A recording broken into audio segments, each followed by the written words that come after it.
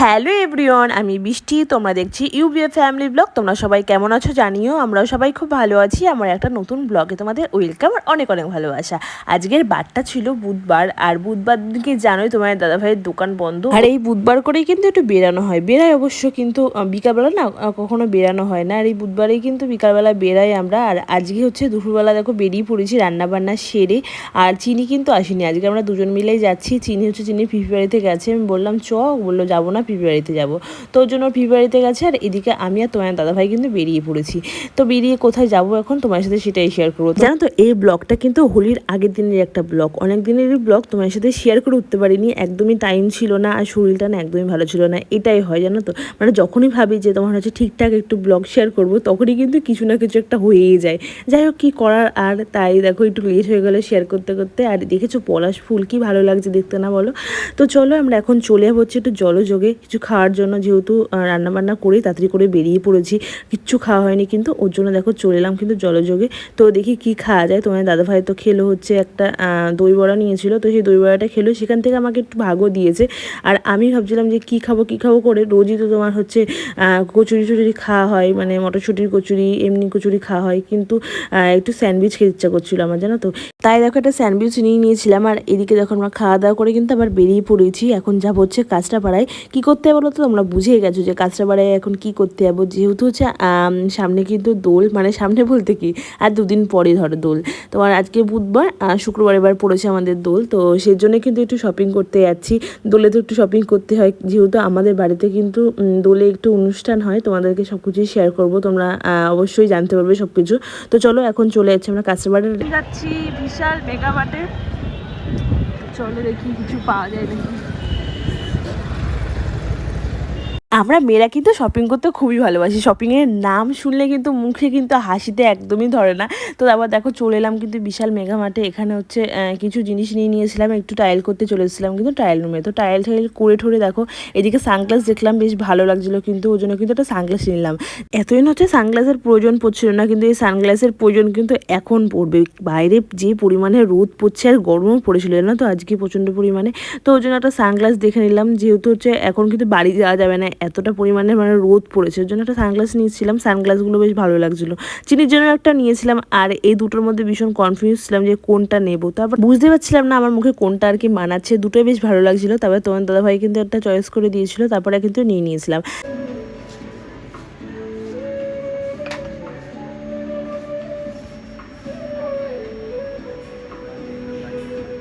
নেবে একটা চুটি, খুঁজছে 500 চুটি।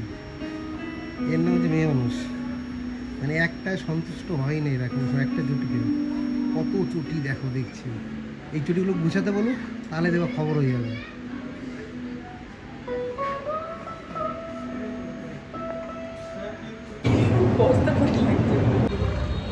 ভাল লাগছে না ভাল লাগছে না ভালো যাবে। দেখো মেলা, কাঁচরাপাড়াই হচ্ছে হোলির মেলা।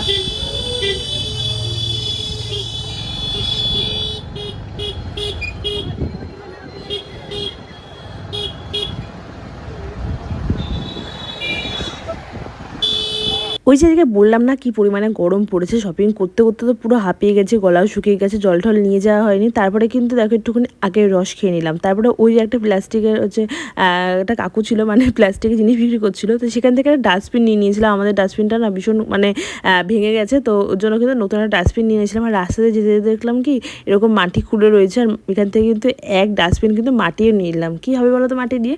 তোমরা সব কিছুই জানতে পারবে মাটি দিয়ে কী হবে। আসলে গাছ লাগাবো না, কিন্তু তোমরা হয়তো ভাবছো যে গাছ লাগাবো মাটি নিয়ে, একদমই গাছ লাগাবো না। তো চলো দেখতে থাকো, অবশ্যই জানতে পারবে এক ডাস্টবিন মাটি নিয়ে আজকে আমরা কি করব। চিনি হচ্ছে চিনি ফিভারের থেকে চলে এসেছি। আর এই যে চিনির জন্য একটা সানগ্লাস নিয়ে এসেছি, চিনির জন্য অনেক কিছু নিয়ে এসেছি। চিনির জন্য এই দেখো এই জামাটা নিয়ে এসেছি। তো চলো তোমাকে দেখাই কি কি নিয়ে এসেছি আজকে শপিং করে এসেছি তোমার জন্য। দেখো এটা মামামের, এগুলো মামামের সব, এটা মামামের। এটা খোলো, এটা খোলো, এর মধ্যে তোমার জিনিস আছে।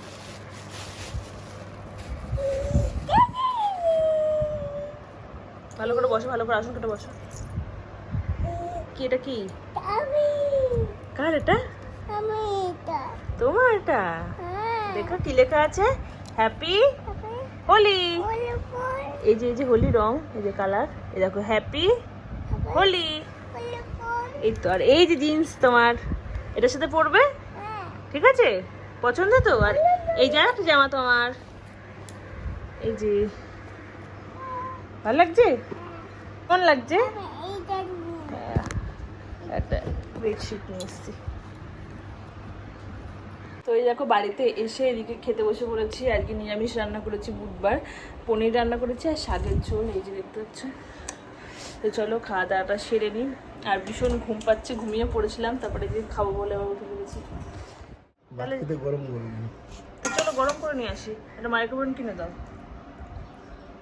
ঠান্ডা ভাত খাবো না। আমাদের এখন দোল তৈরি হচ্ছে। আমাদের দোলে যে সেই মাটি তুলে নিয়ে এসেছি রাস্তার থেকে, সে রাস্তার থেকে মাটি এনে এই যে দেখো সুন্দর দোল তৈরি করা হচ্ছে। দেখো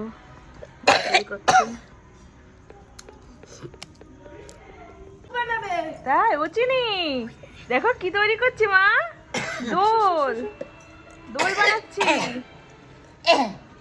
এই যে দেখো এই যে দেখো এখন হচ্ছে আমাদের এখানে, ওলে বাবালে এসে দেখো দোল বানাচ্ছে আমার চিনি।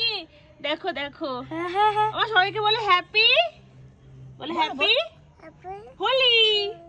এই যে দেখো আমাদের বাড়িতে এখন দোল বানানো হচ্ছে, চিনি এই যে দোল বানাচ্ছে, ঘুম থেকে উঠেই চলে এসছে। দেখো দেখো কি সুন্দর দোল তৈরি হচ্ছে এখানে। দেখো দেখো চিনি কি সুন্দর দোল তৈরি করছে গো, ওইখান থেকে জল নিয়ে আর এই দেখো দেখো ছোট্ট ছোট্ট হাত দিয়ে দোল তৈরি হচ্ছে আজকে। তুমি কি তৈরি করছো? কি বলে এটাকে, কি বলে জানো তুমি? কি তৈরি করছো? দোল। দেখি একটু মুখটা দেখি, কি করবে কি করবে? দোল তৈরি করছো কার সাথে? ঠাম্মি আর দিদি। দেখো সন্ধ্যেবেলা এখন কিন্তু রেডি হয়ে গেছি, তোমার দাদা ভাই আর চিনি নিচে চলে গেছে। আর যেহেতু আজকে বুধবার আর আমার বুধবারে একটু ঘুরতেই বেড়ায়, তো বাড়ি থাকতে একদমই ভালো লাগে না। তো চলো একটু ঘুরে আসি, সন্ধ্যেবেলা কোথায় ঘুরতে যাই। তো চলো মানে ডাক মার টিপ বলে, কি বলছিলিস? চাঁদকে বলছিল এই টিপ, এই ডাক চাঁদকে, ডাক ডাক একটু চিনি, ডাক একবার ডাকে, বারবার ডাকে না।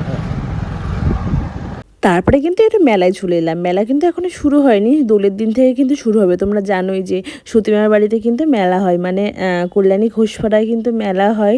এই দোলের দিন থেকেই শুরু হয় আর 10 দিন কিন্তু এই মেলা হয়। এখনও শুরু হয়নি, তবে আর কি দোকান টোকানগুলো আর কি বসছে, আর অনেকে আবার পুজো টুজো দিতে আসে, যেহেতু অনেক ভিড় হয় কিন্তু এই মেলার সময়, মানে দোলের দিনকে। তো যাই হোক এই দেখো মেলায় কিন্তু একটু চলে এসলাম। মেলায় এসে তারপরে দেখো জিলিপির দোকানে চলে এসেছিলাম, একটু জিলিপি নিয়ে নিয়েছিলাম। জিলিপি নিয়ে তারপরে আমরা চলে গেছিলাম কিন্তু হিমসাগর ঘাটের ওখানে। তোমরা হয়তো অনেকেই চেনো হিমসাগর ঘাট, তো ওখানেই কিন্তু স্নান টান করে তারপরে সতী মায়ের বাড়িতে গিয়ে পুজো দেয় কিন্তু। আর এই যে দেখো চলে এসেছিলাম, আর এখানে এসে দেখলাম কি দেখো এই জটটা কেমন লাগছে জানো তো? হ্যাঁ তোমরা ঠিকই ধরেছো, পুরো সাপের মতন লাগছে না বললে, আমিও না দেখে তাই ভেবেছিলাম, কিন্তু সাপ না, ওটা হচ্ছে আর কি জট, মাথার জটটা ওরকম হয়ে গেছে নাকি।